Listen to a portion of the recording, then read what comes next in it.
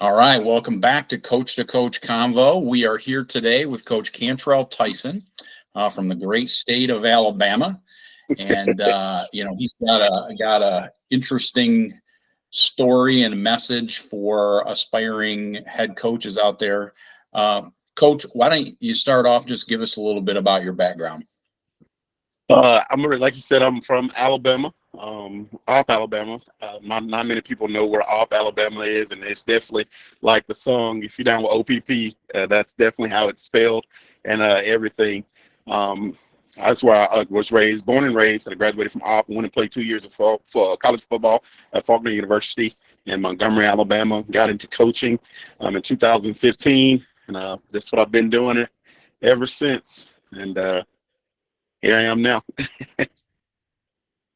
Well, I can tell you, I know exactly where Opp, Alabama is because my family used to go to spring break in Destin, Florida every year, and we drove right through downtown Opp, Alabama to get to Destin. That was always one of my favorite Yes, spots to roll through. Cool. That's funny. So, Coach, you had kind of a unique 2-year experience as a head football coach. Yes, Your sir. story, I think, served as a lesson for aspiring head coaches. Tell us a little bit about your 2 years as a head coach. Yes, sir. So I was very fortunate in 2022 to become the head football coach at a Pensacola High School. Probably the most well-known, should be most well-known program in school in the state of Florida, being that it's the oldest football program, regardless of level, high school, college, or NFL. That comes with 6 state championships in its history. So it's a very tradition-rich program. But they've fallen on hard grounds over the last probably 10 years or so. And so I knew going in that it was going to be a challenge. It was going but it was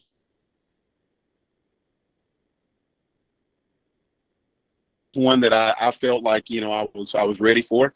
Obviously getting there and getting on the grounds, there was a lot of things, over time, as every head coach found out, there's things that come up that,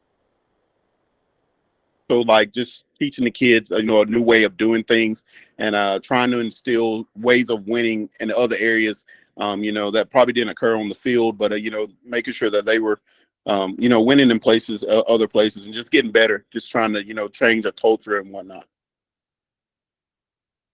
Awesome. So you had some struggles while you were there. Walk us through that a little bit.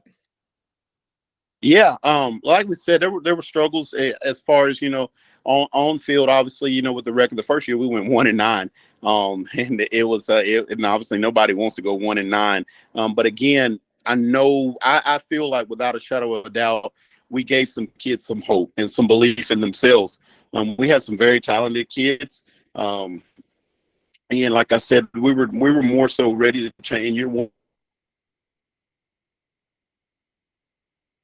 obviously we had.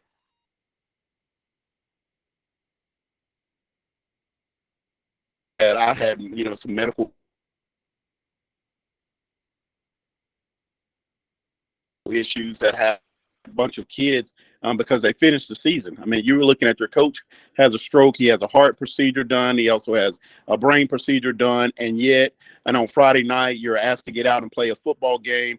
After probably what was a crazy weeks of practice, and then, unfortunately losing like we were, to still finish the season out that year. I'm so extremely proud. I'm maybe more proud of the team that I had went 1-9 with than the team that I went 9-2 or 10-2 at Opp with when I was at Opp and we were winning games and getting to the playoffs. So because I saw that those kids, they proved to a lot of people that through adversity they could still finish something. So I'm still so very proud of that year one team. Like I said, they went 1-9, but yeah, that was probably my most favorite year of coaching that I've had in my 9 years now. That's a lot of adversity for those kids to have to go through.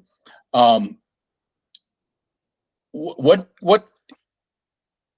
would you do differently going into a head coaching position the next time around than you did the first time around? Um, I didn't have a problem with listening to people. I think what I'm more so trying to say is I would listen more carefully into what certain people were bringing to the table. I would use my discernment a lot better than I did. My biggest thing is, you have to know, just because people are big in the community doesn't mean they have to be a big part of your program. And that would that's going to step on a lot of toes. And you have to be true to yourself. I think I was very optimistic at times without actually realizing the reality of where we were as a program at times. I had the vision of what I thought we were or could be, but I was thinking of it as being as the now, as more so not going through the process of getting to where I wanted us to be. And that falls on me. A lot of that did. And I said after year one, there was three things that I asked myself going into the second year is, what did I allow the players to do that I shouldn't have? What did I allow assistant coaches to do that I shouldn't have? And then what did I allow Cantrell as the head coach to do that he shouldn't have? And, there was some things I had to be, real honest with myself about, so that we could get, a better results out of what we were trying to accomplish. Right. So what do you got going on now? I just accepted a offensive coordinator position at Bullock County High School in Alabama with Coach Jeremy Vines. One that I'm very excited about. He's actually a very young head coach. He's actually younger than I was when I accepted the job at Pensacola. I was 29 years old. He's 28. And I can tell you, like I told somebody the other day, he is doing a lot of things that I'm seeing from being an assistant now that I wish I had done as a head coach. I'm really excited about being an assistant on his staff and helping him bring his vision and plan to reality at Bullock County.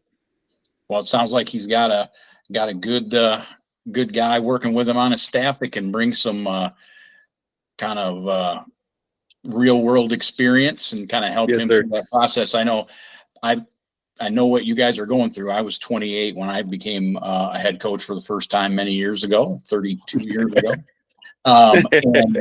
And over the course of time, I've had a lot of guys on my staff that are former head coaches. And I really felt like that was a real benefit to me. And I'm sure you'll be a real benefit to him as well. Yes, sir. Tell us how other coaches can get a hold of you on social media or follow your career as you continue on. Oh, yes, sir. I'm definitely, and clinic coach from Twitter will like this. I'm definitely on Twitter a lot. You can follow me at Coach_C Tyson on Twitter. I'm always on there. I love to talk football. I love to talk things. I just like sports, period, and other things as well. So it doesn't always have to be about football. Genuinely, man, and this is the honest truth, I just love talking about life, and I love talking to people because I love people, man. And anytime that I'm needed for a laugh or something like that, man, I don't mind people hitting me up. Even if I've got to be the subject of the joke, we can laugh about that. As long as people are having a good time conversing with me or whatnot. I'm also under Cantrell Tyson on Facebook if they want to reach out that way.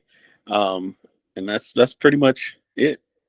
All right. Well, I can tell coaches out there, you put some good content out there. I followed you on Twitter for quite a while and look forward to connecting with you again. I appreciate your time. Yes, sir. Thank you so much for having me. I appreciate it.